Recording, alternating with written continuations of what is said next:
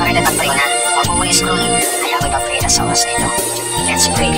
Father God in heaven, in the name of Jesus, with the power of your Holy Spirit, Lord, ngayon ko'y lumalapit sa inyo sa oras na ito, Panginoon. Kasama na aking kapatid na nasa kabilang screen, Panginoon. Hindi ko alam, Panginoon, kung bakit siya distracted, Panginoon. But Lord, maybe dahil po yun sa lahat ng mga problema na pinagdadaanan niya sa buhay niya, Panginoon, God.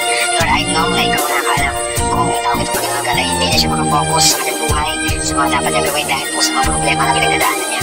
Lord, ikaw ang Diyos na alam mo lahat ng bagay, Panginoon, alam mo lahat ng nangyayari, Panginoon. Panginoon, sa kapatid ko, Lord, na nasa kabilang screen, Panginoon, God, I know, Lord Jesus, na hindi niya kinakaya, Panginoon, but Lord, sa tulong mo, ay kakayanin na, Panginoon, God.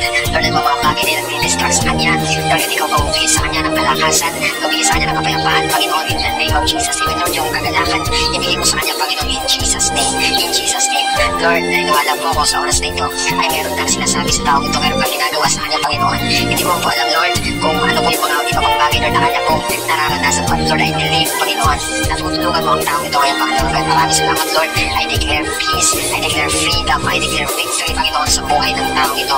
In Jesus' name, in Jesus' name. Panginoon, hayaan mo ma-realize ng tao, Lord God, na nandiyan ka, Panginoon, na hindi ka nangihiwan, hindi ka nagpapabaya sa kanyang buhay, Panginoon. Kaya, Lord, akin siya pinagkakatiwala sa inyo, Panginoon. Tinataas mo siya, Panginoon. Hayaan mo, Lord, na magpakilala ka pa, mag-usap ka pa sa kanya, Panginoon. At sa lahat ng kanyang ginagawa, Lord God, makita niya ang pagkilos mo sa kanyang buhay.